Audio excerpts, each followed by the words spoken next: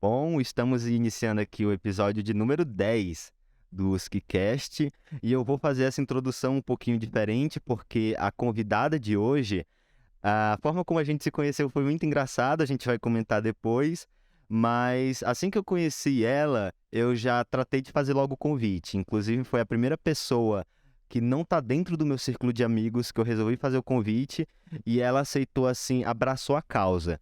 E eu estou introduzindo de uma maneira tão diferente porque isso mostra como o meu projeto ele possui potencialidade de mudar a sociedade. E isso me deixa feliz porque outras pessoas que veem isso e topam não estão contribuindo só com uma conversa aqui comigo. As pessoas que vêm aqui e falam sobre as suas experiências, sobre o que elas estão passando pela universidade, elas estão ajudando várias outras pessoas que vão pesquisar por esse conteúdo e têm interesse em entender como é que funciona a USP de São Carlos. Então, eu deixo aqui essa introdução com o meu muito obrigado. Acho que não tem nem palavras para agradecer. E, Emanuela, fica à vontade aí para você se introduzir. Fala pessoal, eu sou Manuela Portos, entrei na USP em 2020, sou civil 022, daqui a pouco eu explico como é essa diferença de anos. Eu queria muito agradecer o convite por estar aqui hoje, eu acho que é uma oportunidade tanta. A graduação sempre tem dessas, tem muita coisa legal que acontece, cabe a você mergulhar nesse mar de oportunidades e abraçar. Então foi um baita convite especial pra mim, nunca tinha feito isso, já fui convidada pra muitas coisas, mas podcast é a primeira vez, eu agradeço muito a oportunidade. Mais uma vez, seja bem-vinda. E como é de praxe aqui no podcast, eu gosto de saber de tudo da vida do convidado, no sentido de qual foi o tipo de contato que ele teve que fez com que ele viesse para a USP. Então, se você quiser introduzindo, contando a sua história, ainda mesmo no ensino médio que fez você escolher, pode ficar à vontade. Vamos lá. Eu acho essa pergunta muito pertinente, saber a trajetória, até porque você que tá ouvindo o podcast muito provavelmente tá aí caçando seus motivos, tá estudando. Vestibular não é uma coisa fácil, eu sei, essa. Então, contando da minha trajetória, eu acho que a vida toda eu tive uma proximidade aí com matemática, com física, gostava. Mas eu acho que não é só dessa de gostar de matemática. Tem que ter alguns motivos. Isso é o melhor pra você. Faz sentido, sei lá, deixar de frequentar, deixar de ir a algum aniversário de uma pessoa querida, ou deixar de sair com os amigos pra ir no algum período de prova, porque que você vê que é importante. Eu acho que o motivo pelo qual mais me trouxe aqui é criar combustível. Agora eu lembro de uma história com meu pai. A gente estava numa pizzaria e eu não sabia bem pra onde eu ia, qual faculdade eu ia fazer. Aí meu pai falou: "Então, enquanto você não sabe, vai colocando combustível". Aí com uns mostardas na mesa e falou: "Bem, se você quer chegar até o ketchup, então aí 25% do tanque basta. Mas se você quer chegar aqui no mostarda, precisa ter 50. Quer chegar aqui no final da mesa, você precisa aí ter uns 80% do tanque. Então, se você está se preparando, quanto mais combustível você colocar, depois se você decidir até o ketchup, você vai chegar lá. Se você quiser chegar até a mostarda, se você tiver enchido o tanque, você também vai chegar lá". Então, eu fui me preparando assim, e daí meu ketchup aí, a mais perto foi a UERJ, que é estadual do Rio de Janeiro. Falta de verbas, ela não, definitivamente não chega perto da USP. E era uma das provas mais fáceis. E meu combustível chega lá. Quando ficou fácil, meu próximo passo ia ser o Enem. Fui colocando combustível até lá. Meu próximo foi a USP. A USP eu decidi um pouco em cima da hora. Eu descobri que existia a FUVEST no início para metade do ano. Só que eu já estava colocando combustível no meu tanque. Então, quando eu descobri a FUVEST, que foi mais ou menos em abril, eu já estava com combustível e fui continuando colocando ao nível de conseguir. Minha próxima parada seria o ITA. Aí, como eu nem. Eu tinha pensado o ITA já pro ano seguinte. Eu sei que entrar direto do terceiro ano não seria fácil. E como eu passei direto do terceiro ano pra USP, acabei entendendo que seria já um destino legal. Tô por aqui agora. Legal. Essa analogia do combustível é incrível e eu nunca tinha ouvido nada parecido. Mas é importante se preparar. E assim, na época do seu terceiro ano, você já passou direto, você não precisou de cursinho, né? Mas eu precisei. Eu lembro que quando eu terminei o ensino médio, eu parei e pensei, nossa, o que que eu vou fazer da minha vida agora? Aí eu fui pegar uma prova da FUVEST pra ver. Eu levei uma porrada, porque, tá, eu venho de um lugar onde a educação é um pouco mais sucateada. E aí eu precisava, depois de ter passado esse choque, eu precisava me reestruturar. Preciso de muito combustível, né? Onde eu consigo esse muito combustível em apenas um ano? Aí eu resolvi fazer um cursinho e aí depois passei aqui para a FUVEST. Você passou em 2019, então você fez a FUVEST 2020. Isso, isso. E aí a gente cai no curso que você escolheu. É...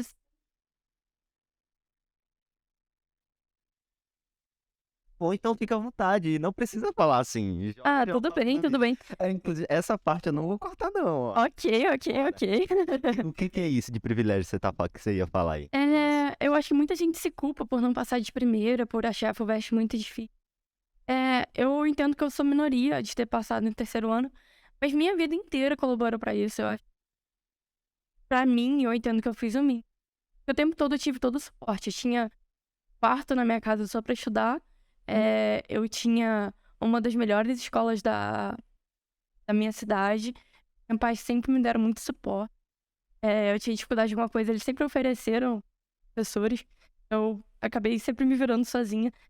Mas eu tinha lá tudo que eu precisava e bastava só que eu sentasse e estudasse. Eu entendo que não é assim pra muita gente. Ao mesmo tempo que eu também entendo que tem muita gente que tem as oportunidades e acabam não abraçando. Tanto que pra USP, só eu e um amigo que eu puxei também pra estudar comigo, passamos pra USP. Eu acho que tem muita gente que tem oportunidade e não abraça. Ao mesmo tempo que tem muita gente que não tem oportunidade, que não deveria estar se culpando. Não passar de primeira. Até porque eu já vi essa galera que ficou aí um ano em cursinho. Quando entrou, nossa, eu me surpreendia com a habilidade que tinha mais do que eu. Então eu acho que eu levei uma porrada lá de primeira. Por não ter tido uma experiência além da escola. Na escola tudo muito bonitinho, os professores Uhum. te dando suporte. Dentro da faculdade foi minha primeira vez que eu sentava. Na verdade, durante o. Aí eu já tirava um tempo, estudava by myself. A escola não tinha preparatório pra FUVEST, foi uma coisa que. Mas ao mesmo tempo com o colégio ali do lado, bonitinho, ajudando. É, Mas eu sentia que eu vim menos preparada do que o pessoal. Se você também quiser tirar um cursinho só pra ganhar maturidade, a gente entra. Talvez isso ajude essa ponderada depois, que é uma coisa relativamente importante aqui. Perfeito, eu concordo. E assim, eu vou um pouco mais além, porque quando eu passei, eu tava saindo do interior do Maranhão para vir aqui para São Paulo e eu nem conhecia São Paulo, foi uma loucura, né? Tipo, eu tinha um amigo que o sonho dele também era vir para cá, e a gente acabou indo junto. Só que mamãe me alertou muito, falou: olha, Felipe, você tá indo muito novo para um lugar muito longe, você tá indo sozinho, então você tem meio que uma odisseia aí pela frente para você fazer. Beleza, só vamos, eu quero. Só que eu não parei para pensar nas consequências das minhas ações também, porque eu passei muito perrengue aqui. Por vir muito novo, mesmo eu fazendo um ano de cursinho, né? Eu creio que eu vim muito imaturo ainda, não em questão de conhecimento, mas em questão de vivência. Então eu passei muito perrengue, muita solidão também. E eu penso o seguinte: a mamãe tinha feito a proposta, né? Olha, Ítalo, tu passou, mas tu não quer ficar mais um ano, 2 anos aqui para você ficar um pouco mais velho e depois ir, quem sabe fazer uma própria graduação aqui e depois fazer um mestrado, um doutorado lá. Na época eu falava, não, mãe, que isso, eu passei, eu estudei tanto para essa prova, eu preciso ir. Hoje, com as experiências que eu tenho, né, 4 anos depois, eu consigo entender o lado da mamãe. Porque naquela época eu nem entendia isso. Eu falava, nossa, mãe, eu passei na prova, eu vou, o mais difícil eu já passei. Aham. Mas não é o mais difícil entrar na USP, não é o mais difícil. O mais difícil é se manter aqui. Depois a gente vai conversar sobre isso. Mas é muito importante também nessa questão de não ter cobrança, porque eu fui muito movido por essa cobrança. Eu tinha medo, eu fiquei com muito medo tanto de não vir, quer dizer, de ter passado e não vir, eu fiquei com medo disso. Eu fiquei com medo também de trocar de curso depois, porque eu me cobrava muito. Então, assim, nossa, eu já tô nesse curso aqui, não quero sair dele, eu já fiz mais de 3 anos. Eu vou terminar logo isso, mas é isso que eu quero mesmo? Não é isso que eu quero, não é isso que eu quero pra minha vida. Então, essa cobrança desenfreada em achar que a gente tá competindo com algo, com alguém, acaba dilacerando a gente. E esse período de vestibulando também é muito triste, porque é muito solitário, né? Você tá ali no limbo, tô estudando aqui, mas não é garantia, e se eu fazer a prova e não passar? Enfim, é um período muito sofrível. Outra analogia do meu pai. Minha cidade é formato de serras. É uma serra, na verdade. Uhum. Então você não consegue ver muito bem o horizonte. Ele falava como que ele sentia aqui sem elas não conseguirem ver além de Friburgo. Das pessoas ficarem cercadas por lá, fazerem faculdade por lá e não tentarem criar asa para ver o horizonte. E daí meu pai estimulava muito comigo, fazendo viagens comigo também. Mesmo que, tipo, pro Rio, que já é um lugar com horizonte, pra mostrar, olha, a vida acontece, a vida é além do que você vê. Existe muita coisa além das montanhas. Eu acho que foi com esse suporte também, desde cedo dos meus pais, me colocando em situações e tentar ver adiante do que meus olhos mostravam, que eu tive coragem de tentar uma faculdade fora da minha cidade, fora do meu estado, até tentar ir a melhor do país. Que belo, porque a filosofia de vida dos nossos pais são opostas, mas o decorrer das coisas fizeram com que a gente se conhecesse. Olha só, enquanto a mamãe, ela sempre foi, né, o tipo de mãe coruja, que queria ter o filho perto, até porque eu sou filho único, Aham. tem esse detalhe também. Eu sempre tive esse espírito também de me aventurar, né, de meter o louco, de sair. E em contrapartida, é louvável saber que tem pais assim também que fazem com que seus filhos tentem novas possibilidades. E essas combinações é o que torna assim interessante a vivência humana, porque não é um certo e o outro errado. Os dois são com base nas experiências de vida de cada pessoa. Isso que é o que eu acho muito, muito bonito. É lindo e a gente vê isso tanto na faculdade, você vai vendo pessoas em situações tão diferentes. Você fala, nossa, seu pai é assim, ou sei lá, sociedade é assim, ou você é assim. E a gente vai conhecendo tantas outras formas de viver. Eu acho que isso é uma das coisas que deixa a faculdade um lugar ainda mais especial. Principalmente uma faculdade que junta gente. Eu estudo com gente de Manaus. Todo cantinho do Brasil. Eu acho que eu conheço alguém por lá. E vai trazendo uma vivência tão grande e abrindo tantas oportunidades para se pensar diferente. Então, nossa, faculdade é um lugar muito, muito mais incrível do que só um lugar para estudar. Nossa, eu concordo integralmente. O seu pai, ele trabalha com o quê? Ou o que ele faz da vida? Eu brinco, Desculpa. eu brinco que meu pai faz calcinha, mas Nova Friburgo é o polo de moda íntima, e daí tanto meu pai como minha mãe são envolvidos com isso. Então, aí, trazendo pro linguajar mais popular, eles fazem calcinha. Nossa, eu ia citar que seu pai era um filósofo, um escritor, alguma coisa assim do tipo, só pelas analogias que ele já fez. É muito Ele, querido. ele é formado em odontologia, então nada perto de escritor. É calcinha e dente mesmo, mas... eu gosto muito dele, de verdade. Ah, é muito, muito da hora. E olha só, ele é formado em odontologia e atua em outra área. Pra você ver como é a vida, né? Totalmente.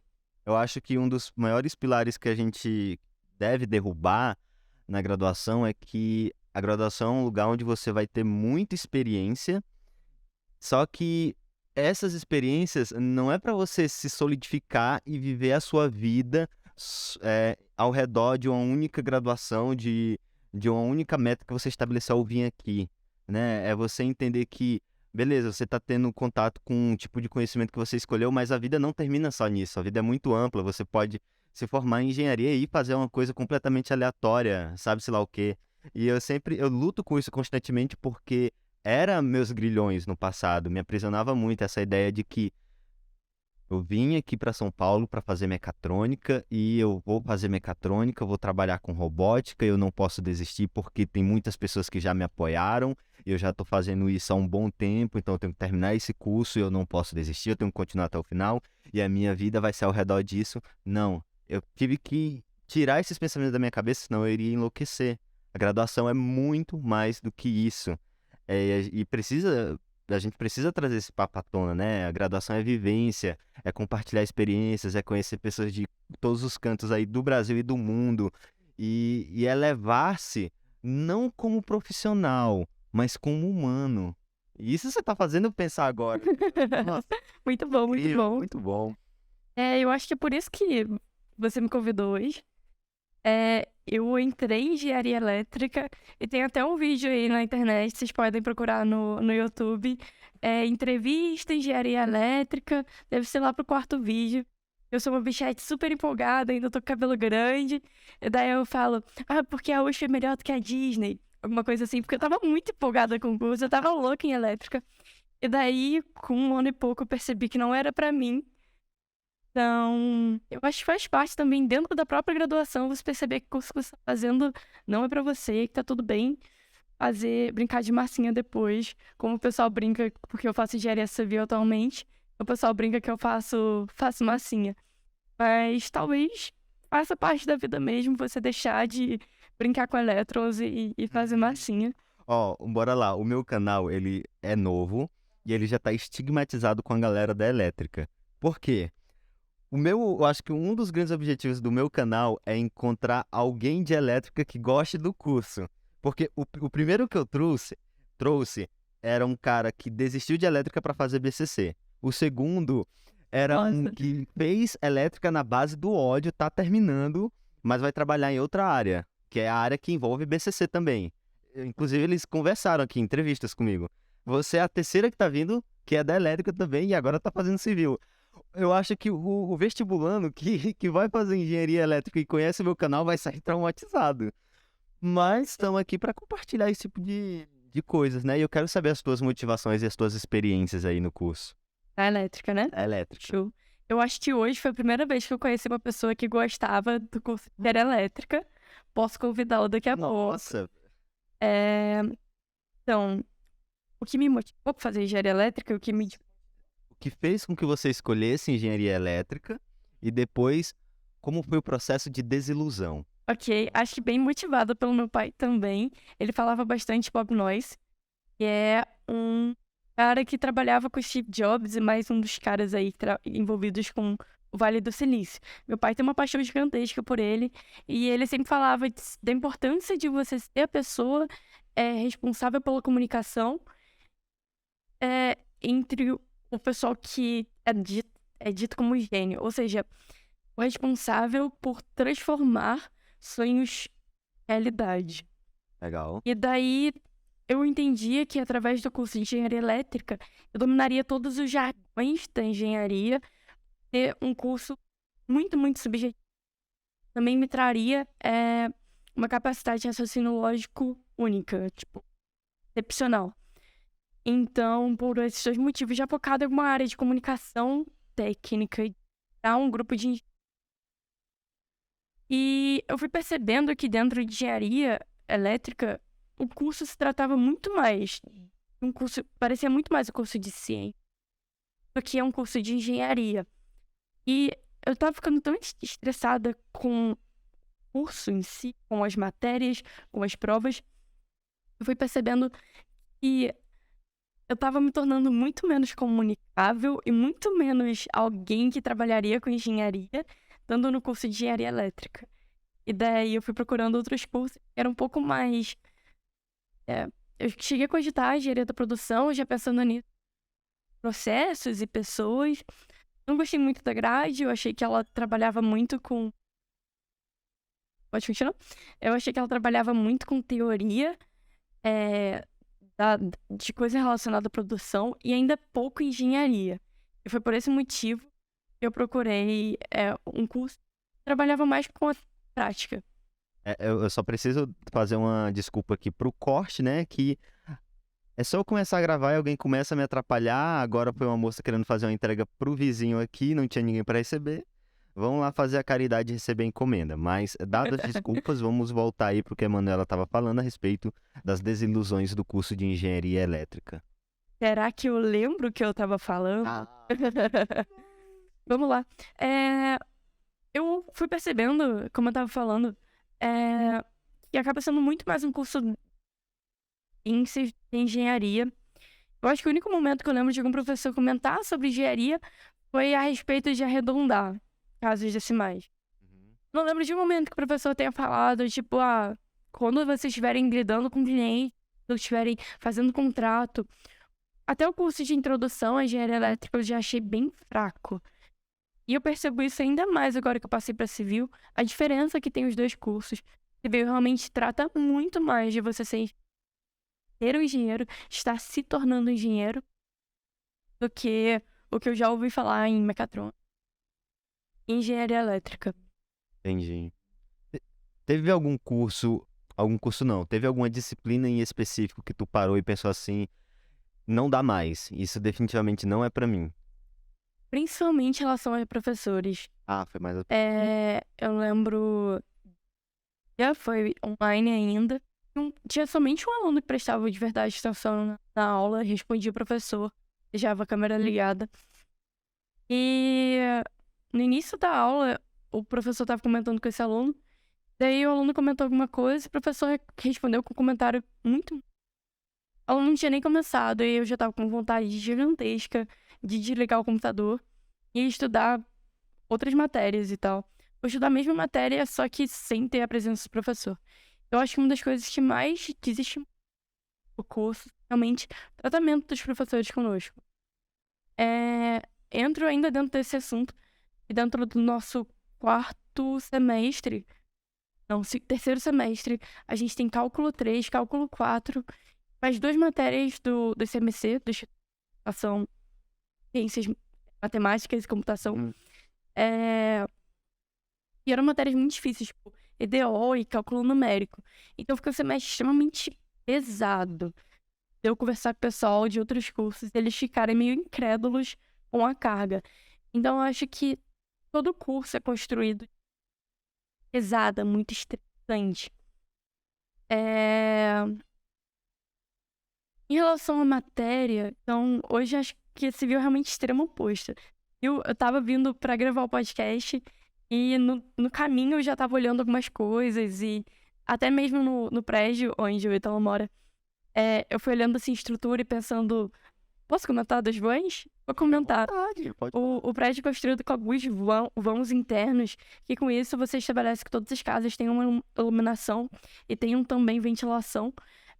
E é uma das formas que você tem de otimizar a construção, tipo, tendo mais casas. Eu já vi mais apartamentos. Eu já vi uma construção de prédio recente, eu fiz uma visita técnica recentemente, em que a ideia deles foi tipo assim, fazer todo mundo tendo varanda.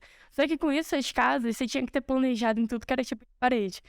Então eu tava analisando e comparando, tipo, lá teoricamente era hotel um apartamento mais de luxo, só que totalmente inviável. Enquanto isso, tem um prédio que é um pouco a prédio pensando mais em habitação. E eu acho que as pessoas daqui vão ter uma qualidade de vida melhor do que aquele apartamento pensado em luxo. Então eu tava analisando umas coisas assim. Quanto engenharia elétrica, se você sentir corrente, meu Deus, boa sorte. Não é uma coisa que a gente recomenda ter uma voltagem, uma tensão muito grande passando no seu corpo. Eu acho que a gente tem essa diferença também. E você vive aquilo, e a elétrica faz contas. Muito presa, assim, no máximo num laboratório ou de cara com a calculadora e uma folha de papel. É isso. Exatamente. Nossa. Então, tem uma diferença aí muito grande de curso. Mesmo na civil, quando você tá entre uma folha e papel, você olha pra cima e você fala, caramba, tá acontecendo aqui em cima. Na elétrica tem disso também, você vê a luz. Aí você fica tipo, a luz. Tá acontecendo, mas só tem um exemplo ali.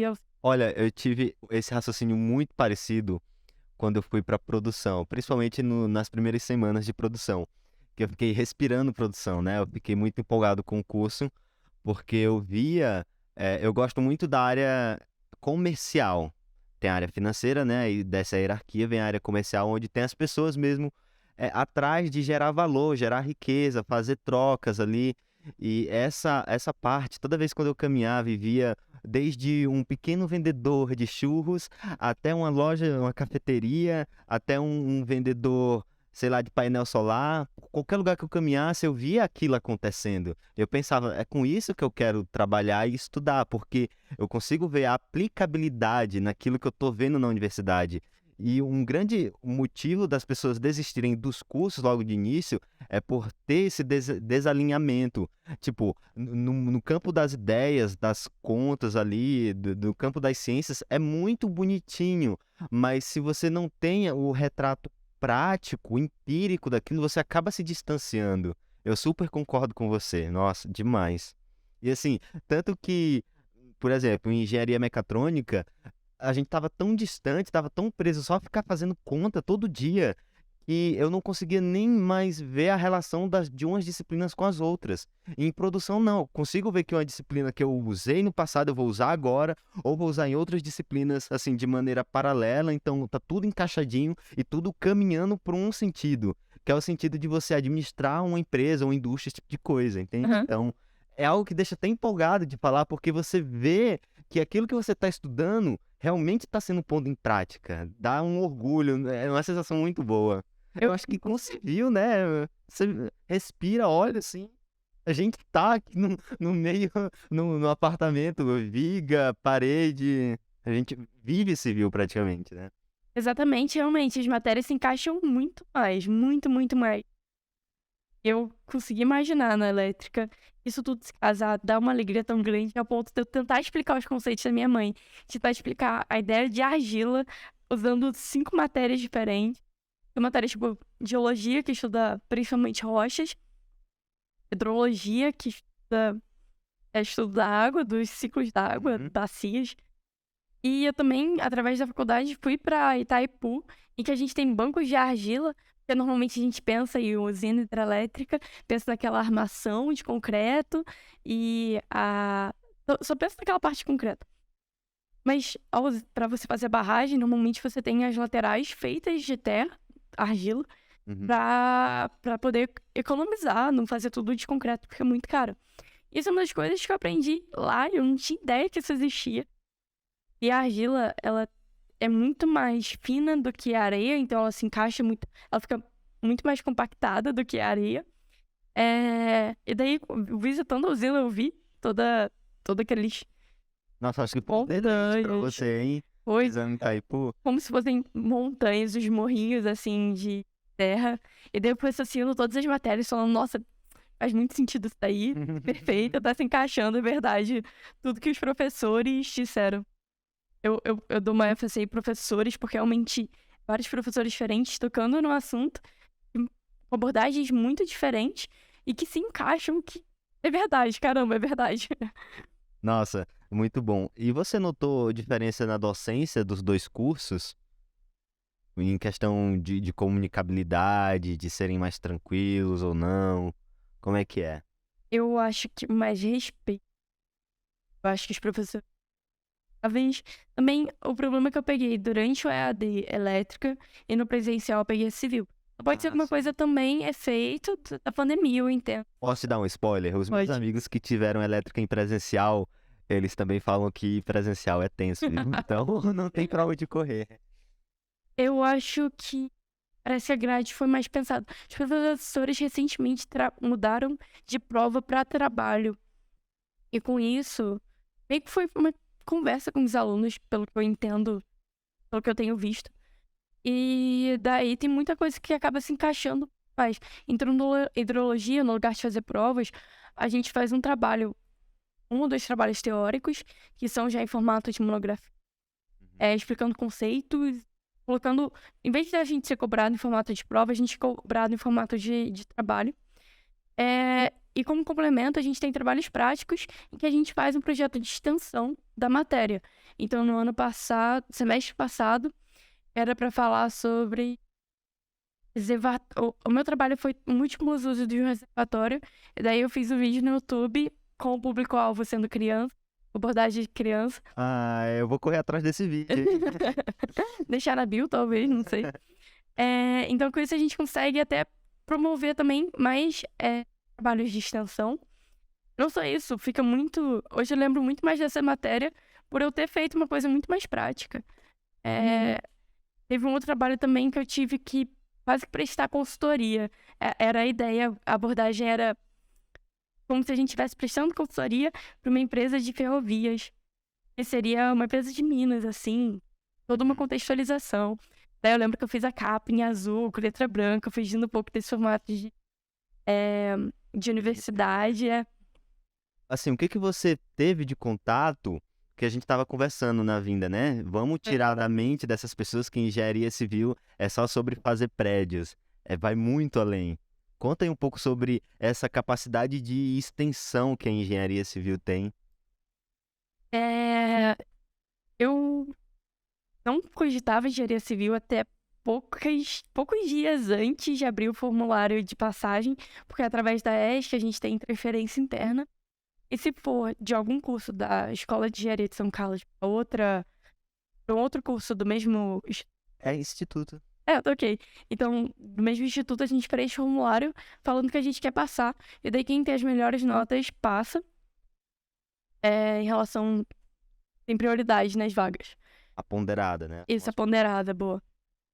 E daí eu dei uma olhada na grade, mas eu não tinha ideia do que era realmente a civil. Acho que boa parte dos estudantes que pensam em cursar engenharia civil é porque, sei lá, olha pros prédios e fala, nossa, que negócio grande, quero fazer isso algum dia. Mas lá dentro, eu acho que foi matéria em que prédio era o assunto principal. Acho que eu não tive nenhuma até hoje. Olha o que eu já estudei. Já estudei bastante reservatório de água. Tipo, usina mesmo. Bacia hidrográfica, enchente. A gente tem hidrologia 1 e hidrologia 2. São muito bem abordados esses dois temas. A gente estuda rochas. Então, agora eu tô fazendo geologia. E daí a gente tem todo um trabalho de identificação, porque isso é importante na hora que a gente vai perfurar o solo para poder fazer a modificação, ou na hora de analisar mesmo a brita que a gente está trabalhando. Quer fazer alguma pergunta? Não, é porque eu lembrei, o meu curso técnico foi em edificações. E ele tinha uma sequenciazinha lógica que eu acho que é a mesma sequência que você vai passar. A gente começava com matérias do tipo de fundação. Aí vinha bastante estudo de solos e de hidrologia. Depois a gente ia para matérias de estruturas. Então, partia das fundações lá da estrutura, né? Aí ia subindo. Laje, viga, essa parte onde tem mais contas de dimensionamento. Aí depois ia para a parte de concretagem, por exemplo. Basicamente, a gente ia aprendendo a fazer um prédio, assim, estudando as partes, entende? Então, é bem conectado os assuntos. Como você transferiu agora, eu creio que você está saindo mesmo do solo. Mas eu acho que no futuro você vai ter mais disciplinas que conectam com essa ideia de ter ferramental necessário para dimensionar um prédio. Afinal, a gente está falando de engenharia civil. Com certeza, a gente tem uma linha aí, que são as matérias do SET, em que a gente vai trabalhando diagramas de força, daí vai crescendo para vigas e coisas do tipo. Mas essa é uma das áreas só da engenharia civil. Eu acho que tem diversas áreas que a gente acaba tendo uma base, entre essas hidrologia, que depois a gente pode trabalhar focado nessas áreas de enchente, às vezes até com dimensionamento de uma usina. Até porque usina, quem vai fazer uma usina que não um engenheiro civil? Além disso, pontes é uma área, estradas, a parte de transporte também acaba sendo bem forte. E que quando eu pensava em engenharia civil, nem me passava pela cabeça trabalhar com transportes. E aí a gente é bem introduzido a isso dentro da engenharia civil. Deixa eu ver. Geologia, depois a gente pode especializar também nessa parte. Patologia do concreto. Depois não é só, tipo, construir, é garantir que fique em pé. E às vezes os caras estão construindo um prédio, daí aparece uma rachadura absurda. Você fala, cara, o que eu faço com essa rachadura? Aí aparece o engenheiro civil, especializado na parte de patologia para resolver o problema. Então, vai muito mais além do que só trabalhar lá com concreto, colocar um prédio em pé. Até porque tem diversos materiais que você consegue trabalhar com isso também. Recentemente eu visitei a construção de um do edifício. E daí era com alvenaria estrutural. Mas lá tinha um engenheiro de qualidade, tinha um engenheiro do projeto, tinha um engenheiro que garantia todos os projetos, não só daquele edifício, mas de toda a linha da empresa que estava construindo. Então também você acaba formando engenharia civil, mas depois podendo se especializar qual área você vai ser contratado para atuar. Então, É muito amplo. é muito amplo, é muito amplo. Nossa, esses engenheiros aí que você conheceu durante a visita técnica, eles tinham feito engenharia civil Isso. e aí se especializaram para esses tipos específicos de engenharia, né?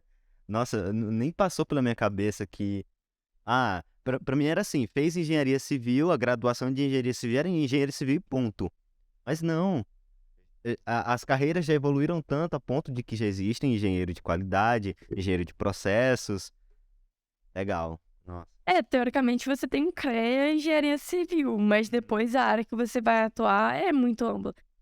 Assim como uma pessoa formada no BCC pode trabalhar focado no front, back ou olhar aí, especializações por aí. Eu não sou muito boa nessa área. Fujo de programação, segredo.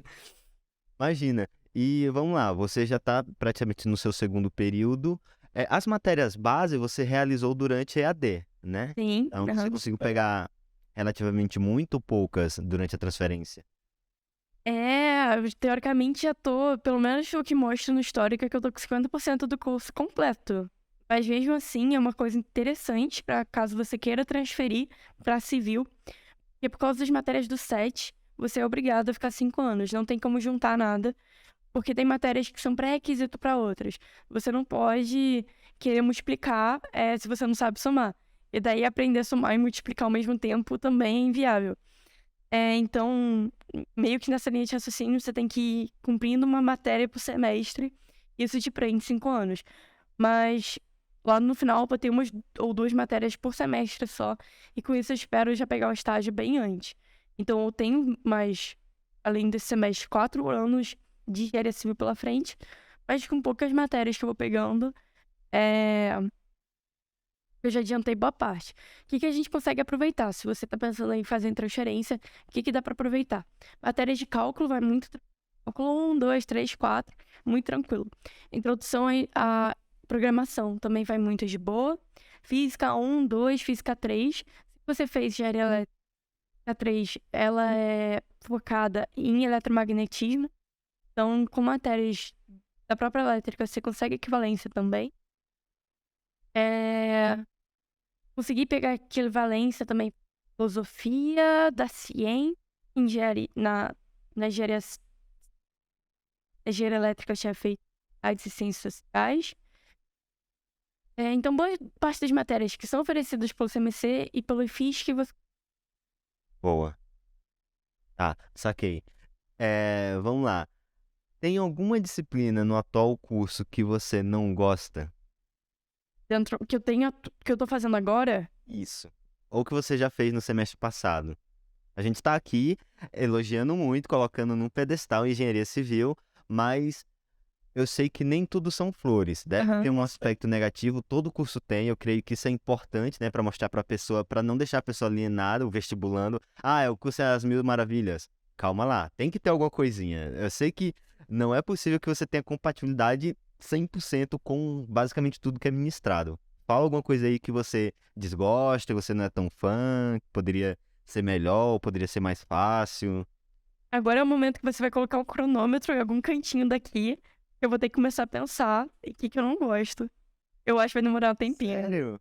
Eu acho, porque eu gosto realmente muito do curso. Matérias que eu já fiz.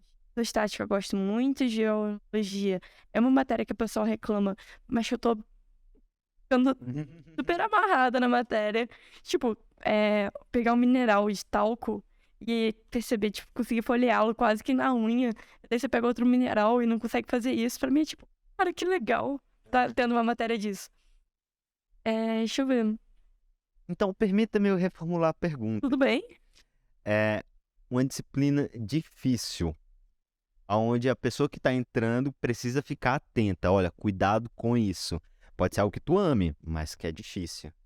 Eu sei, eu acho que em todo curso tem isso de prestar atenção.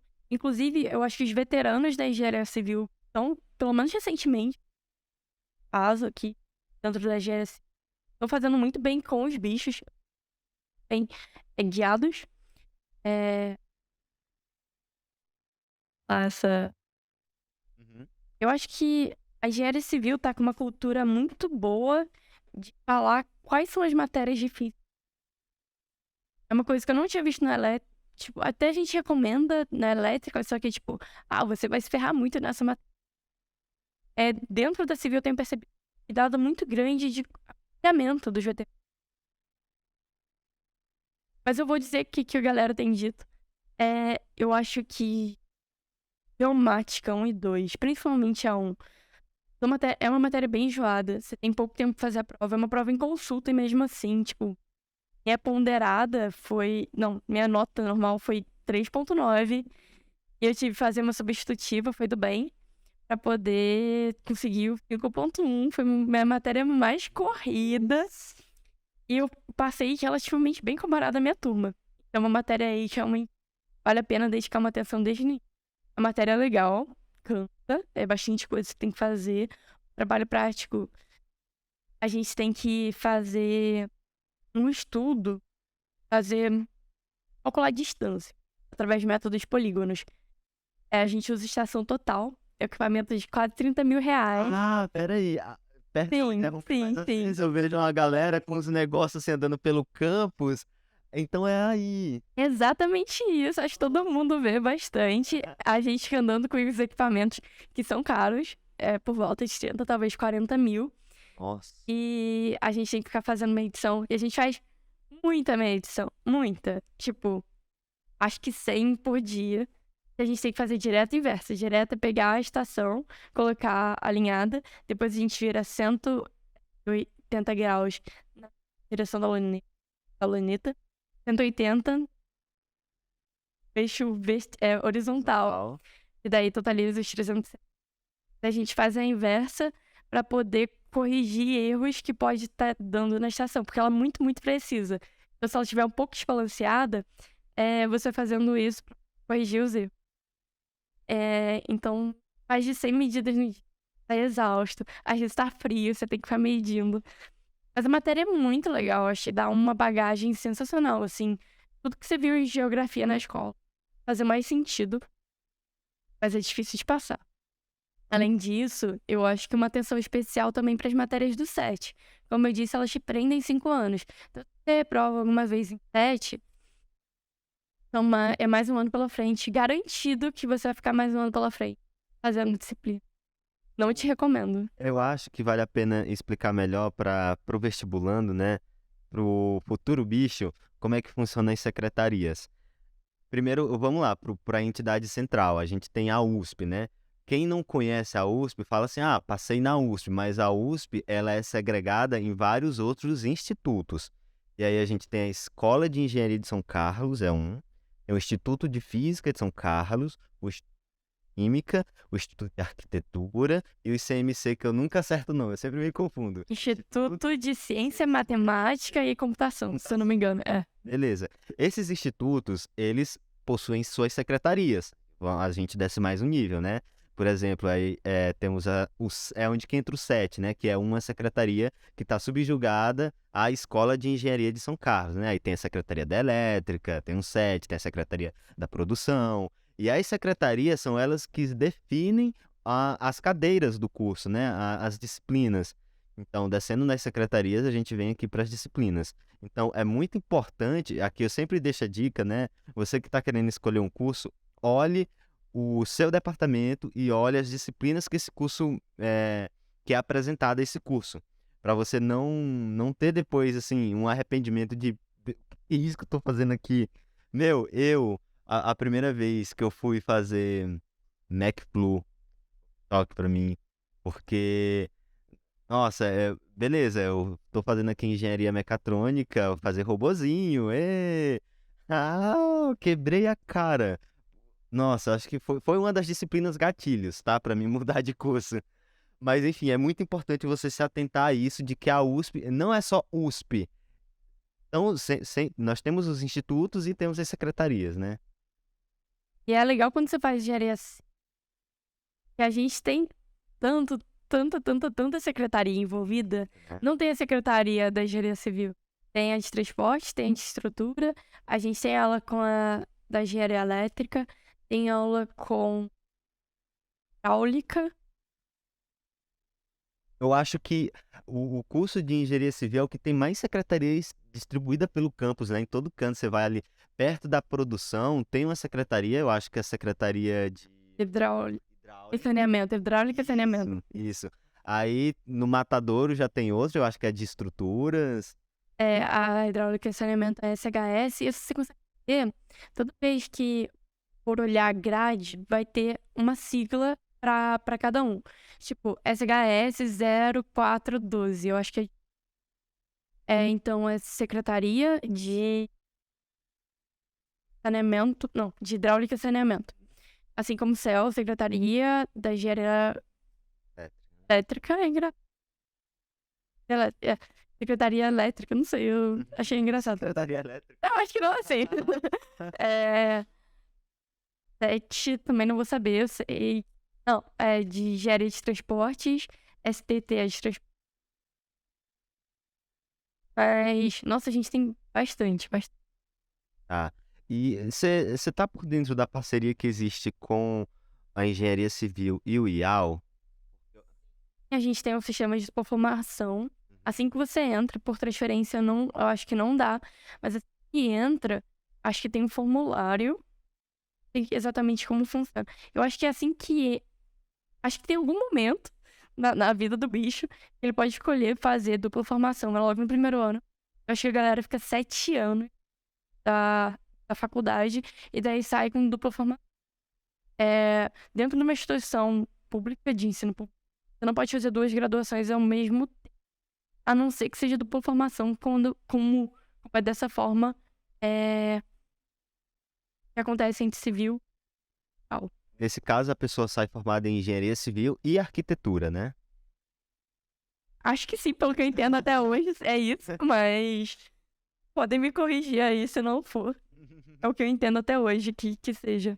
Manuela, e em que área você pensa em trabalhar?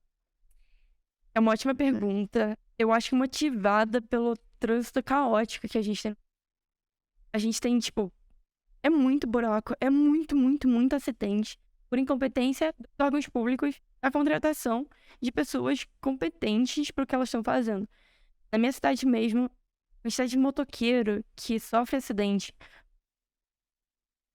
Eu acho que o principal responsável é realmente o município por não fazer pra onde? Dele, né? O papel. Nova Iguaçu tem quantos habitantes? Nova Friburgo. Nova Friburgo, perdão. Tem a mesma quantidade de habitantes daqui de São Carlos. É bem aproximado. 220 mil por aí. E é uma tristeza muito grande a quantidade de mortos, de amputados, aposentados por invalidez que acontece.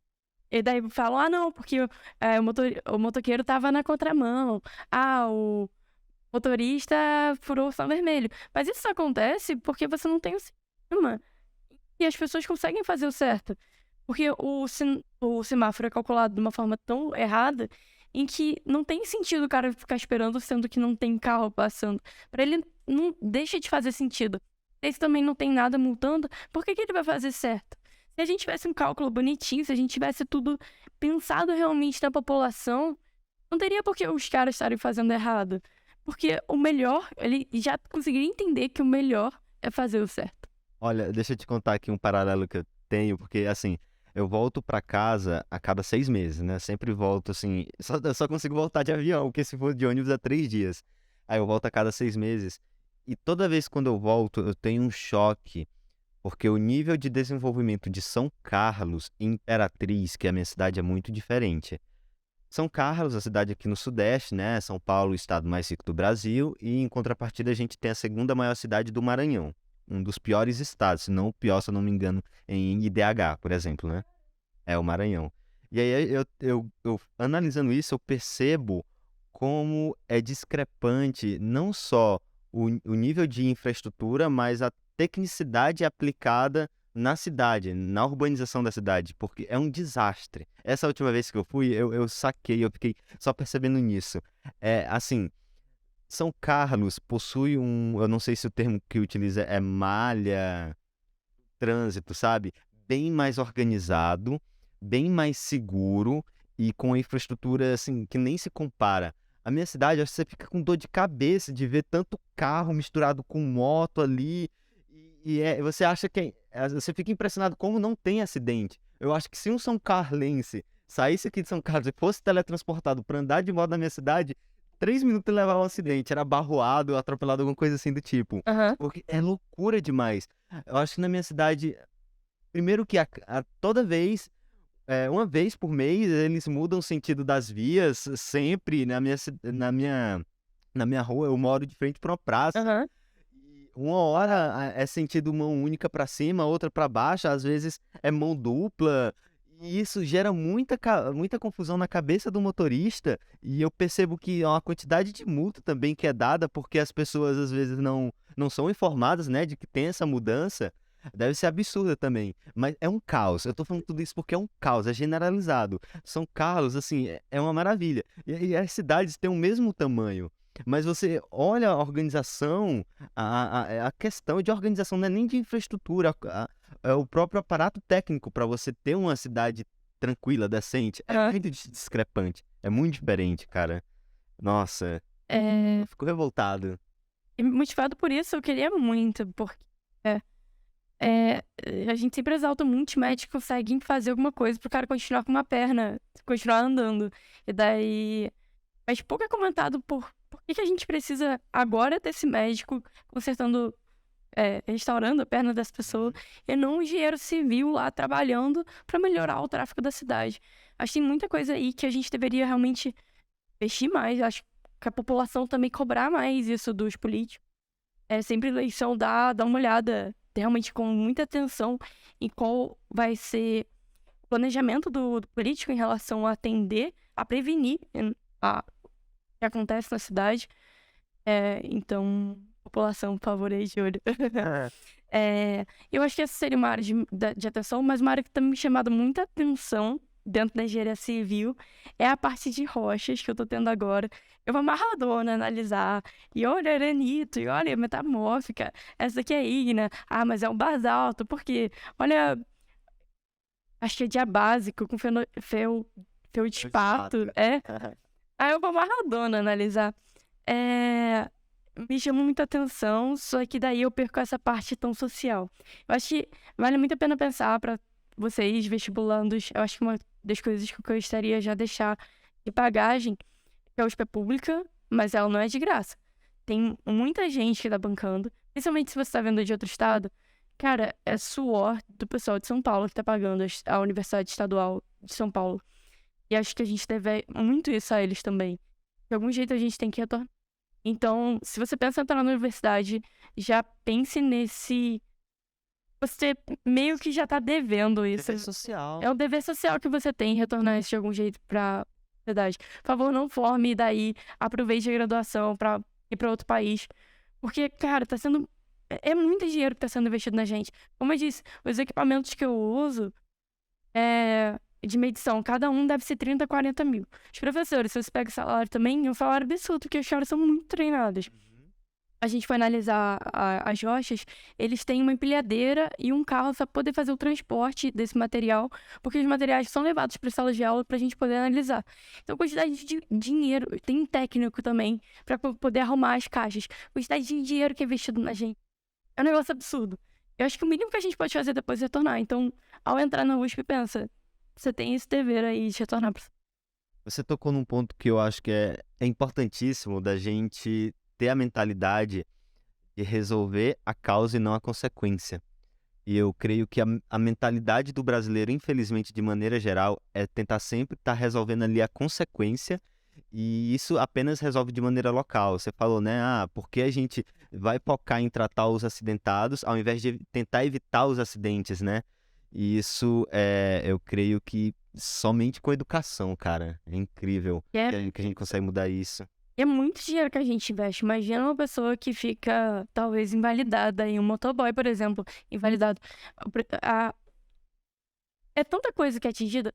A gente pode analisar a economia, realmente, quantidade que ele poderia estar colaborando em posto, para depois a gente investir, criar mais escolas, coisas do tipo. Dá pra fazer essa análise fria econômica. Mas também dá pra pensar na família. Era um cara que talvez jogasse futebol todo final de semana com o filho. E daí, a partir daquele dia, ele não pode mais brincar com o próprio filho, jogando bola, porque ele foi um dia trabalhar e daí ele não voltou à noite do trabalho porque ele sofreu um acidente. Então, nossa, eu tô arrepiada, tipo, eu acho que a gente realmente tem que. Você, futuro estudante da USP, é nossa responsabilidade também tá garantindo o Brasil melhor para que sempre que um pai saia de casa, ele consiga retornar no final da noite para conseguir brincar com o filho no final de semana, sabe? É responsabilidade nossa. É, eu creio que a gente fala muito assim de vamos estar sempre ali cobrando os políticos, e deve sim, você precisa fazer isso, estar ali de olho, mas a mudança também tem que partir da gente, né? A gente não pode ficar só parado esperando que o outro seja o nosso salvador, mesmo que seja só de pouquinho em pouquinho, mesmo que eu mude talvez só a nível aqui de casa e no máximo o meu vizinho que eu influencie, mas faça alguma coisa para tentar tornar a vida das outras pessoas melhores.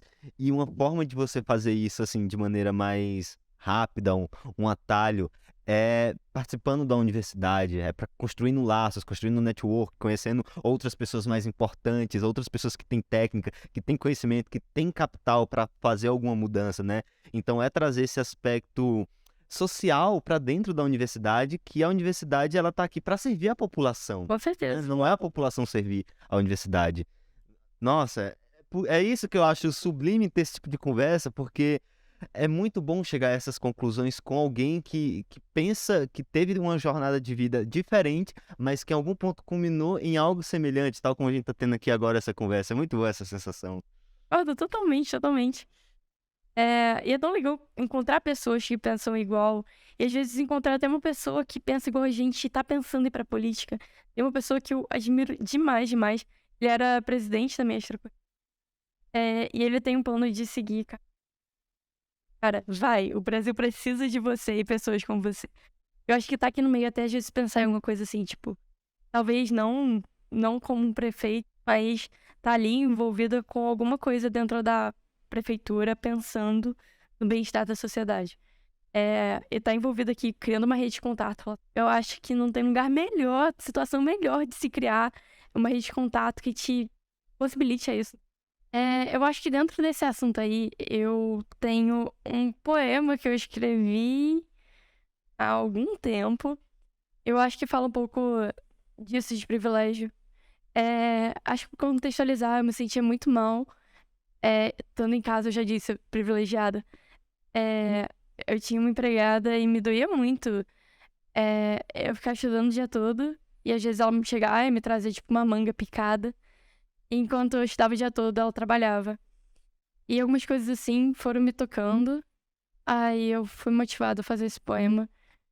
Doméstica. Ela é minha manhã de sol. Ela é o açúcar do meu café disposto. Ela é a graça do bom dia.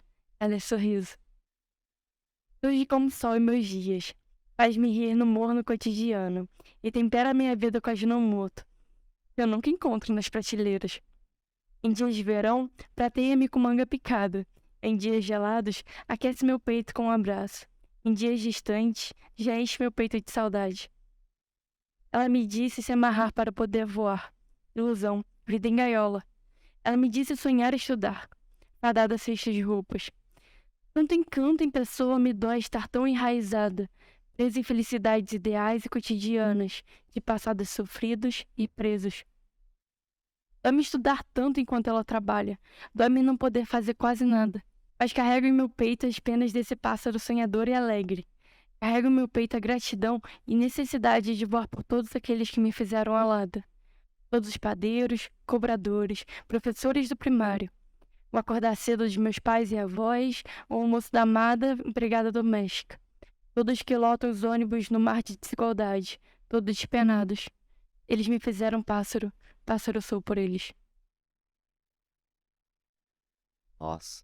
Não sei se dá pra entender muito, eu acho que na verdade, uma coisa mais pessoal minha, de tentar me acalmar e de fazer uma promessa comigo no futuro. De que tem muita gente que, através de imposto, através de outras coisas, me fazem estar aqui hoje. Eu acho que a gente nunca tá aqui tão sozinho, a gente tá aqui apoiado financeiramente pelos nossos pais, ou talvez pela USP. Nem sempre alguém trabalhando enquanto que a gente estuda. E às vezes eles não puderam fazer o que eles sonhavam. E a gente tá aqui cursando nossa faculdade dos sonhos. E a gente tá voando, mas a gente não tá voando sozinho, a gente tem que voar por eles. Não pode esquecer de onde a gente veio. A gente não pode esquecer por todo mundo que tá sofrendo tanto por a gente, todos os, eu digo, despenados. A gente tem que retornar isso de algum jeito, né? Cara, não. Não tô chorando não. Eu não tô chorando não, é que você tocou num ponto que é muito sensível pra mim, né? Porque quando eu vim pela primeira vez sozinho aqui pra São Paulo, que era quando eu tinha passado, vim pra ficar já, uma das últimas frases que a vovó me falou, eu fui criado por vó, tá? Então, tanto que eu chamo ela de mãe. Uma das últimas frases que a mãe me falou era que, vá, meu filho, e faça tudo aquilo que eu não pude fazer na sua idade. Então, eu não tô aqui sozinho, né? Às vezes falei no início do vídeo falando, tem a questão da solidão, mas você para pra pensar, sendo apoiado aqui por sonhos. Eu sou a personificação do sonho de pessoas que não puderam ter essa oportunidade e hoje eu carrego a vontade dessas pessoas. Então é algo muito lindo, muito belo que serve de motivação e faz eu relembrar, né, o Ítalo de 2018, quando pisou em São Carlos pela primeira vez e viu aquele símbolo lá do McDonald's assim que saiu da Aham. rodoviária e começou a jornada.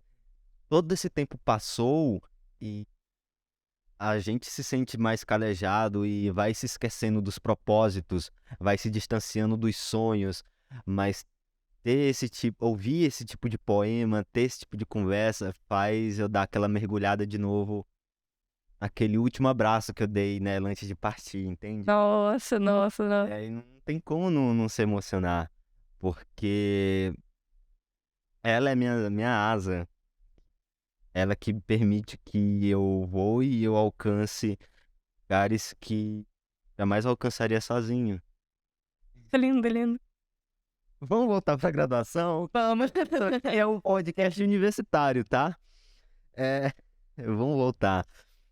Falando em extracurricular, falando em esse caráter mais além da graduação, além do ensino superior, a USP, ela oferece várias extracurriculares, né? E aí eu queria que você falasse aí pra galerinha o que que é uma extracurricular, o que que você faz na sua extracurricular, qual a importância dela e por que você escolheu ela, esse tipo de coisa. Certo, desde que eu entrei na graduação, todo mundo me disse que era muito importante ter uma experiência com uma extracurricular, e ela se assemelha muito mais da experiência que você vai ter do que você vê na graduação. Então tem muita coisa que a gente chama de soft skills, são habilidades aí não muito técnica, envolvem algumas técnicas, mas não a ficar calculando, coisa do tipo, é mais capacidade de lidar com pessoas, capacidade de lidar com próprias emoções. E daí é um ambiente que você consegue desenvolver isso de forma única, porque você está lá imergido como se fosse um pré-mercado de trabalho. As extracurriculares, elas são, em parte, financiadas por instituição. Às vezes tem algum patrocínio que a gente também consegue. Por exemplo, a empresa júnior, ela consegue, ela presta serviços para empresas e com isso ela recebe um dinheiro. Mas, em geral, ou são patrocínios de empresa ou a própria graduação investi-la. As principais formas de arrecadação das extracurriculares. A gente não... É um trabalho voluntário, a gente não recebe pra estar lá.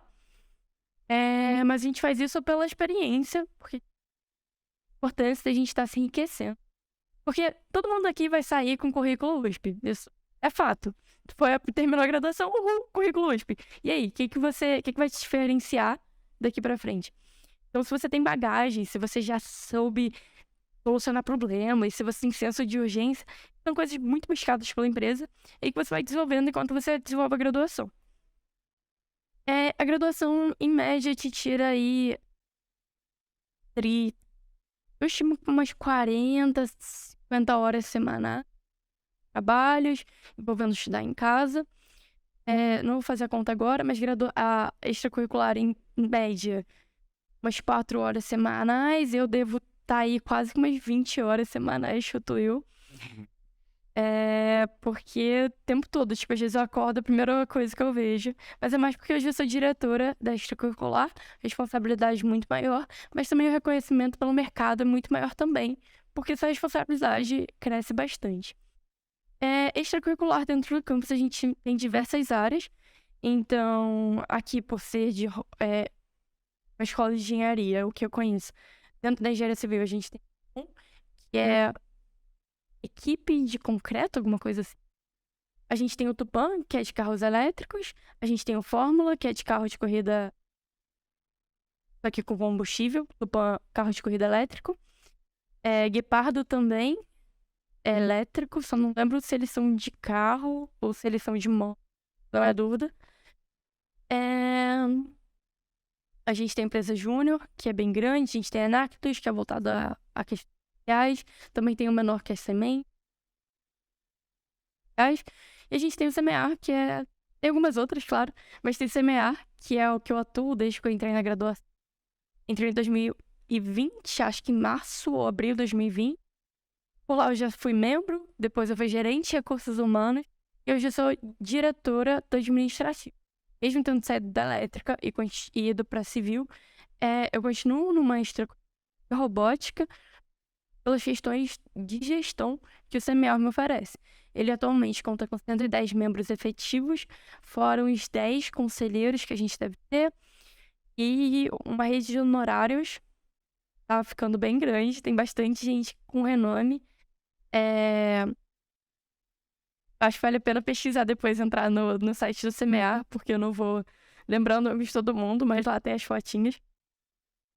E lá a gente tem gente que saiu e tá atuando na Magazine Luiza, que é consultor na Falcone, que tá trabalhando na Amazon, Vivo.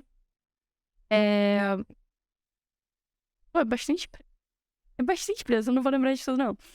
Mas estar no extracurricular te oferece toda uma bagagem pra você depois ter no currículo.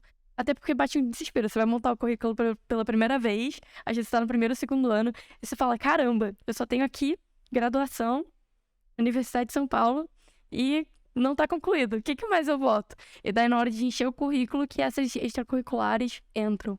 Às vezes até alguma oportunidade, assim, como participar de um podcast, dependendo do cargo, pode entrar.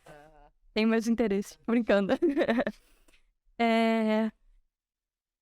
Falo mais do CMEAR, o que você acha? Pode falar, eu queria saber mais sobre o CMA. Ótimo, ótimo.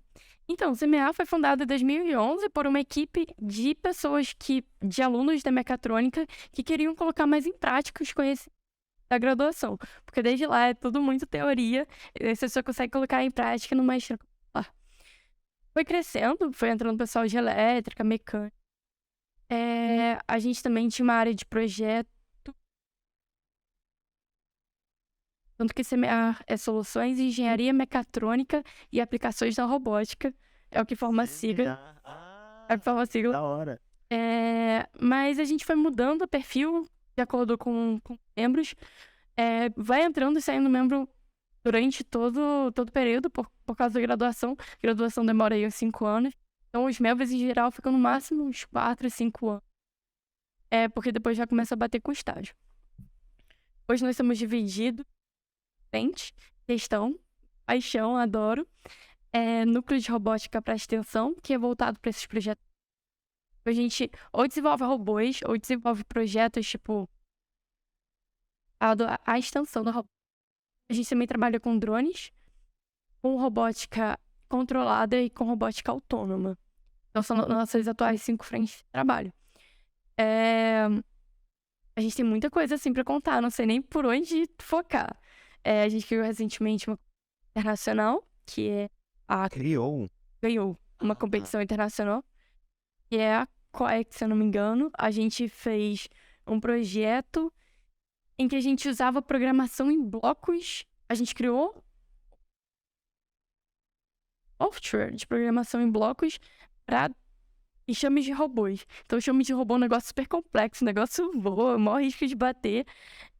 E daí a gente simplificou isso ao ponto de qualquer pessoa que saiba ler e clicar em mouse e arrastar blocos na tela consegue montar um formato, tipo, os drones formarem uma estrela. Daí eles vão para um lado e eles formam uma esfera no ar, e daí eles vão, tipo, infinidade de coisas que você consegue fazer.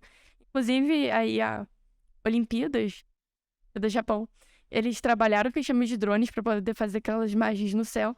A gente não trabalhou fazendo negócio tão gigantesco assim. Talvez com algum aprimoramento a gente consiga. Mas, tipo, quadrado, formar já esferas, coisas assim, a gente já consegue com muita tranquilidade. Então, para contar um pouquinho, vai ser até difícil falar o que a gente ganhou recentemente, porque, como eu disse, é um grupo muito grande. Então, vou falar algumas conquistas que a gente teve desde que eu entrei na equipe. Vamos ver por onde eu vou começar. Primeiro lugar, na E3A Open, a gente ficou em primeiro lugar na Facens. Eu não sei se exatamente é uma competição de mini hockey. A gente também, deixa eu ver, segundo lugar no Haxi, teve em 2020. No projeto de extensão, a gente atingiu mais de 1.500 alunos durante 2020. Projeto de extensão, atualmente, a gente tem um projeto chamado Discobótica, em que a gente, durante a pandemia, estava querendo motivar os alunos a continuar estudando e já pegar um pouquinho gosto por robótica, para depois eles quererem ingressar em uma área de engenharia.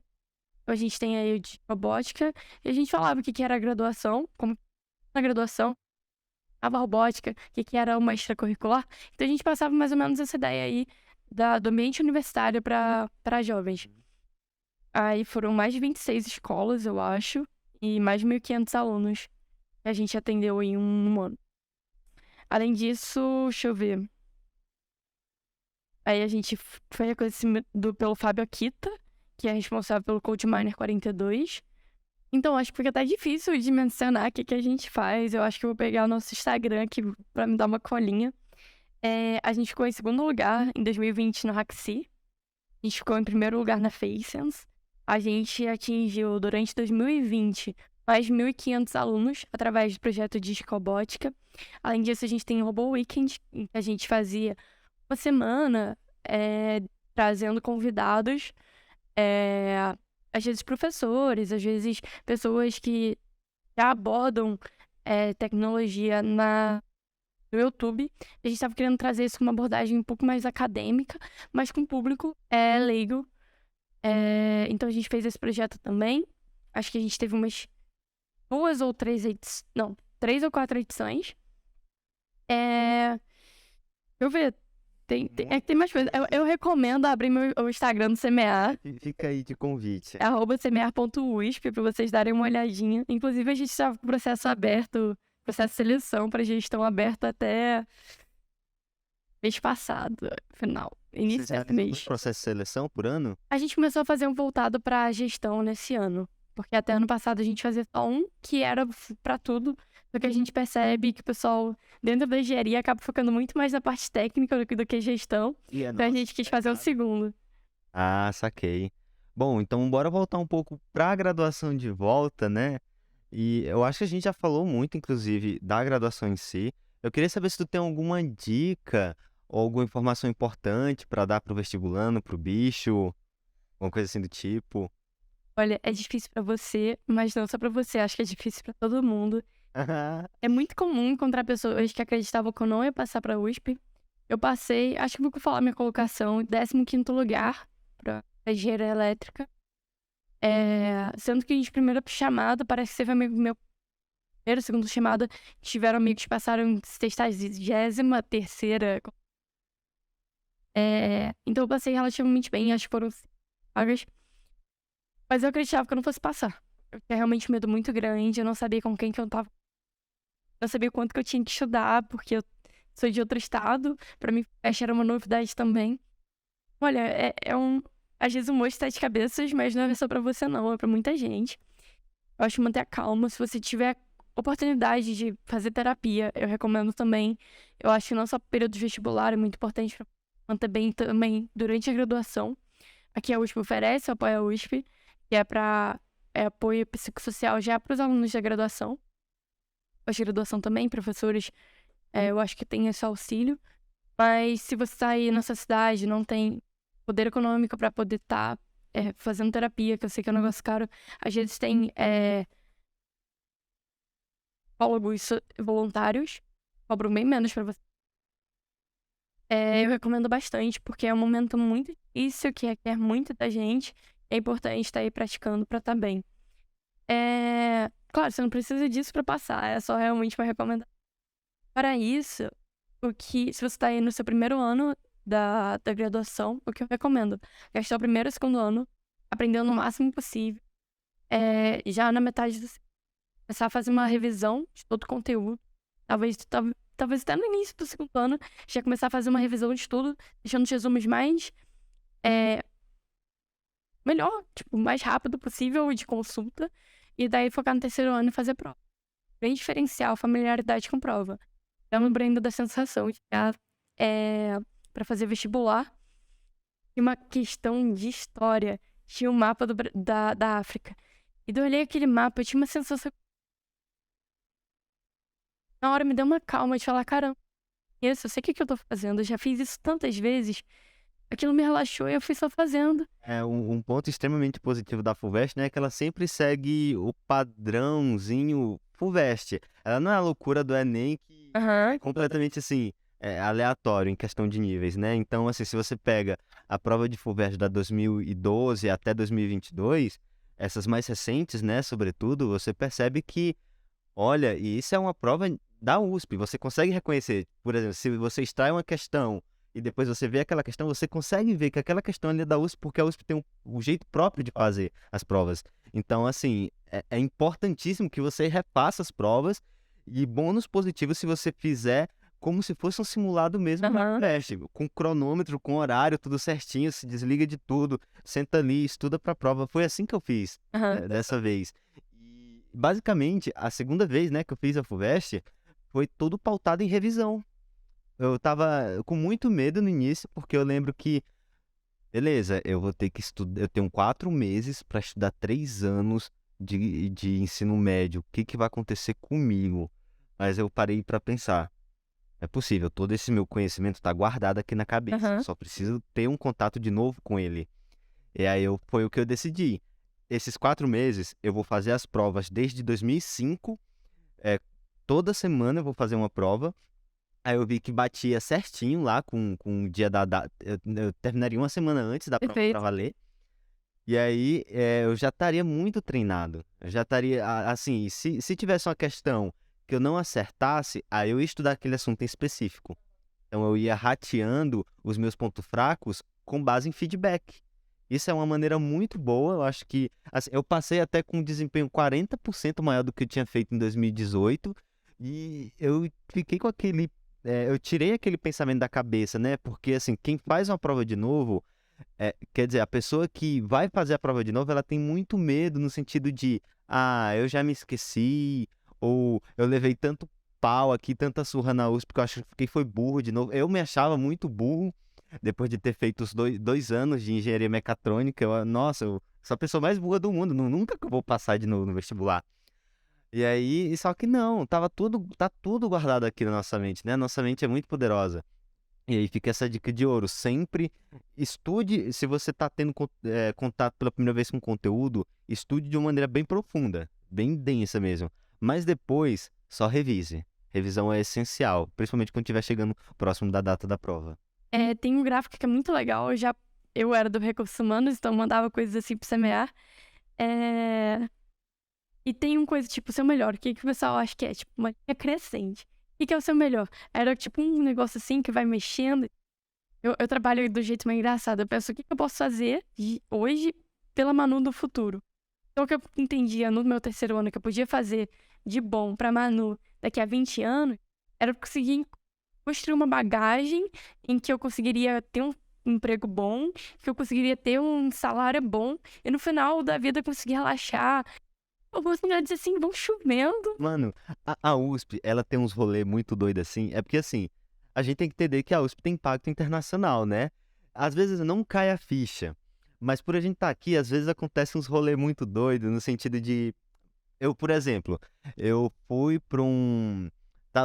Tinha um evento aqui na cidade que eu conheci graças a um ex-aluno daqui do curso, ele me convidou para ir, eu fui lá assistir esse evento. Era uma palestra, e aí nessa palestra teve a hora de perguntas por parte da plateia. E aí eu fiz uma pergunta que deixou todo mundo encucado, assim, nossa, como ele não tinha pensado nisso antes. E aí rolou uma conversa muito interessante sobre essa pergunta. Desculpa não tá entrando em assuntos aqui, mas é porque ainda está acontecendo, ainda está decorrendo de toda essa conversa coisas na minha vida, então não posso entrar muito em detalhes, que são coisas muito importantes. E aí, uma pessoa muito importante, chefe de uma empresa internacional, representante nacional de uma empresa internacional, veio conversar comigo depois da palestra pedindo meu contato. Ele falou: olha, eu trabalho nisso aqui, eu tenho esse papel aqui dentro dessa empresa, e a gente está procurando pessoas com o seu perfil. E aí depois, quando ele mostrou a empresa, eu fiquei assim, caramba, isso não pode ser. Eu fui dormir flutuando, sabe? Eu não estava esperando por isso. E aí eu parei para pensar depois, como é que isso se tornou realidade? Justamente por causa desse poder de networking que a USP tem, de É absurdo, conectar né? essas pessoas. Porque eu só conheci essa palestra por conta de um amigo meu que era da USP, e a palestra também tinha relação com a USP. Então é saber aproveitar o ambiente, né? E aí, até hoje eu tô tendo conversas com esse cara, alinhamento, e eu acho que estar próximo dessas pessoas é muito importante se você quer construir uma vida de impacto, sabe? De mudança social. Você tem que andar com essas pessoas que possuem relevância, possuem importância, entende? Então, tem muita oportunidade. E a questão grande é conseguir abraçar isso tudo. Tá? Tem que estar envolvido. Tem que ter garra. Eu acho que é sempre estar muito atento, né? E eu falar mais alguma coisa a respeito disso. A pessoa reconhece a gente por ser. Eu acho que muita coisa, muita oportunidade vem. Eu tava preenchendo numa aula de hidrologia, só que hidrologia 1 ainda. Tava fazendo um trabalho em aula. Aí o professor, eu terminei relativamente rápido, expliquei pra turma que o professor pediu, tipo, você deu certo, vem explicar pra turma. Aí eu fui. Aí depois você chegou do meu lado e comentou, porque eu tenho um projeto da FAPESP aqui, pode dar até patente, vem participar. Eu não consegui porque eu tava já sobrecarregada com muita coisa. Não foi uma oportunidade que eu abracei, mas a oportunidade veio, sabe? Então, eu acho que isso toda a vida, se você quer ser uma pessoa de sucesso, abraça as oportunidades ao máximo que você conseguir. E a oportunidade desde a FUVEST, desde um pouquinho depois do horário com o professor, até estar aqui na USP conversando com uma galera como o Ítalo. Acho que tá sempre aberto à oportunidade. Tá dando quase 2 horas já de podcast. Boa sorte pro Ítalo que vai editar isso depois. Não, mas eu faço isso com muito bom gosto. E é meio que terapêutico reassistir, porque solidifica muito das lições. Que é dado lições. Se você quiser comer, pode comer, por favor. Gente, ele me deu um fim meio feliz da vida.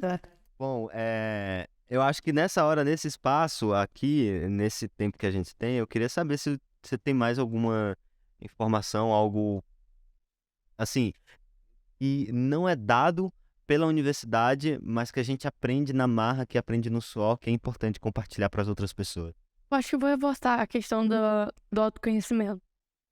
Eu acho que eu me cobrava muito e aqui na graduação eu percebi que tem momentos que tá tudo bem chegar em casa e dormir, desde que à noite você se comprometa a fazer.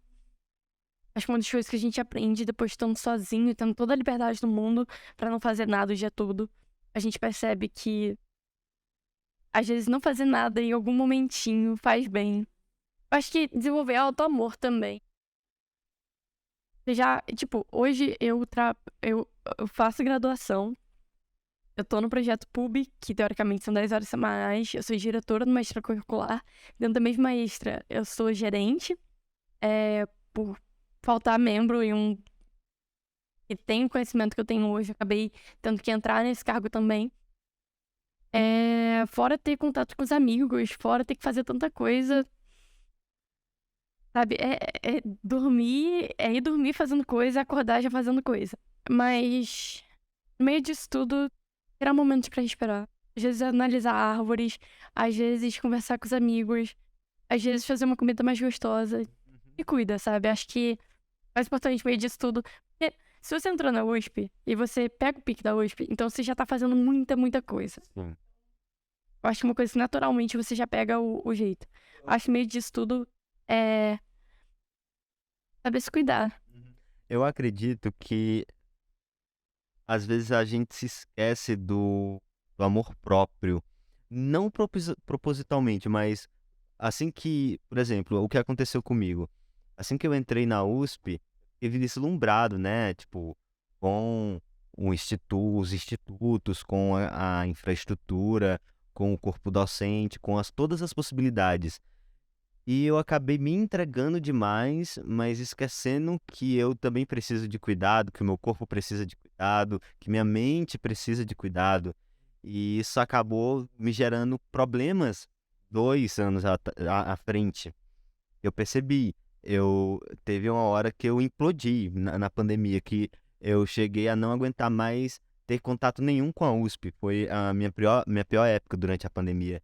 Que realmente eu tranquei o curso e eu precisava, olha, ou eu paro aqui, reavalio a minha vida, ou eu vou entrar em um caos. E eu acho que isso precisa ser falado. Tá tudo bem você se amar.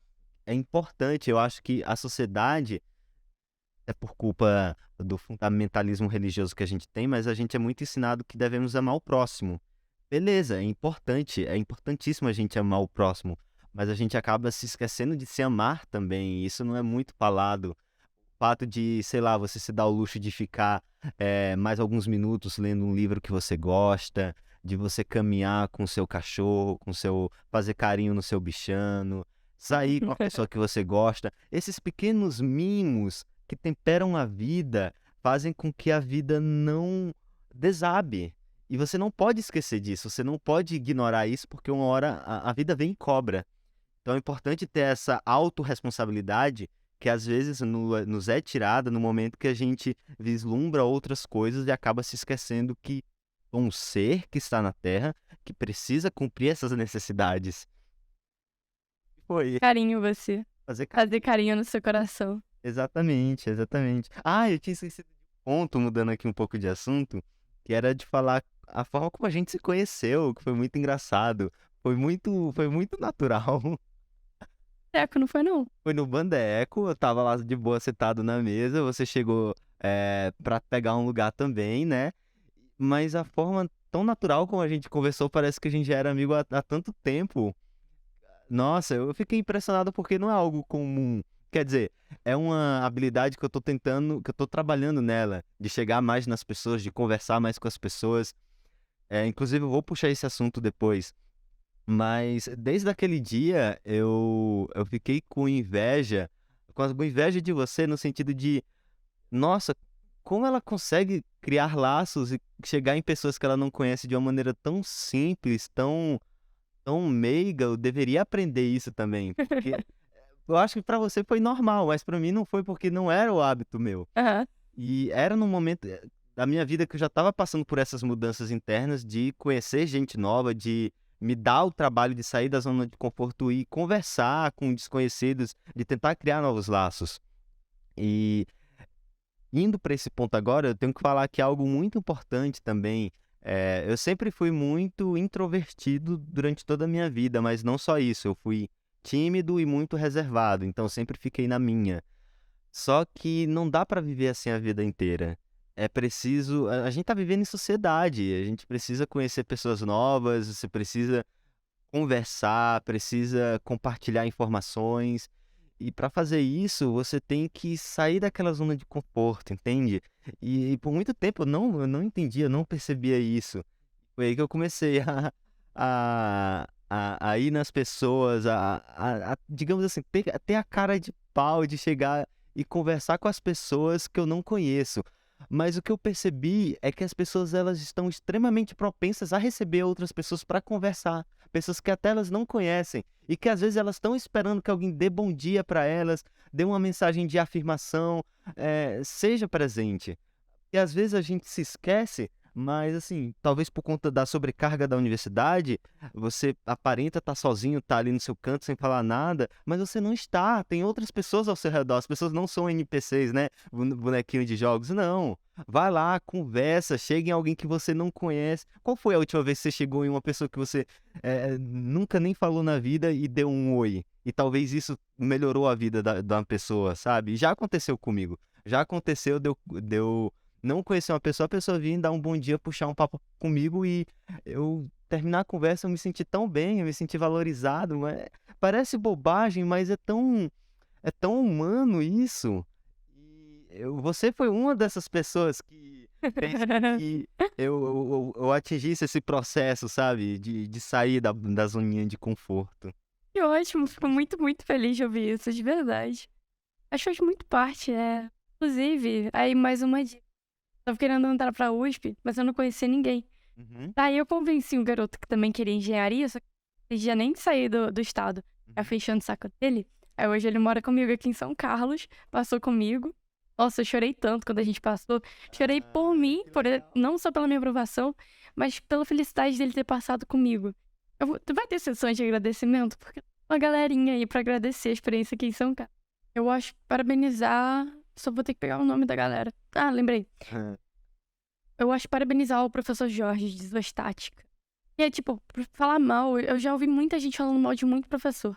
Uhum. Mas assim como o almoço do Bandeco ficou muito melhor do que era, e as comidas são muito mais gostosas, e eu não vi ninguém parabenizando o Bandeco por isso. Parabéns, Bandeco, parabéns, USP. Queria parabenizar alguns professores, como exemplo do Jorge. É um professor excelentemente bom no que faz. Eu acho que foi um dos melhores professores que eu já tive. E ele leva umas espumas para poder representar o comportamento das vigas. Então ele pega a espuma, ele faz. Já tem formato de. Nossa, eu entendo super, super bem. Queria parabenizar isso. Outro, eu acho que o acervo das amostras de rochas que nós temos na geotecnia e a possibilidade de ter contato com elas. Acho que eu gostaria de parabenizar a geotecnia por nos dar essa experiência. Inclusive, eu estava hoje olhando. Achou. Vou fazer os agradecimentos então. Primeiramente a você pelo convite tão especial. A primeira vez, como eu já disse, que eu tô sendo convidado pro podcast. É muito, muito legal. Fico muito feliz. Agradecimento a todos meus amigos que me acompanham. Acho que eu vou botar aqui especialmente ao Ramon, ao Leopoldo, a Isa e mãe, que são queridas amigas. E minha segunda família agora em São Carol, Lara e Pedrinho. E o Caquito, que é o cachorro Carol. E, por fim, queria agradecer a todos que me fizeram a lada. É isso, obrigado pelo convite. Eu que agradeço. Bom, foi esse o nosso podcast. Eu vou ter um trabalhão, mas vai ser um prazer fazer isso. Eu já vou editar ele amanhã e publicar amanhã, se tudo der certo. E encerramos por aqui o episódio número 10 do Skicast. Quer deixar um tchauzinho aí pra galera? Pode ficar à vontade também. Agora eu tô comendo, mas pode me chamar no meu Instagram, @laiorinha, com Y. E até a próxima, talvez. Ah, se vier algum vestibulando querendo conversar com você, tirar alguma dúvida, você está aberta? Tô aberta. Tanto que eu tô dando meu arroba. Se você quiser, eu posso botar o seu arroba na descrição do vídeo. Perfeito, combinadíssimo. Fechou. Pode chamar, gente. Valeu. Então é isso, gente. Valeu, que agora a gente vai comer também, né? A gente, não vai te Bandejar. ferro. Até mais. Tchau, tchau.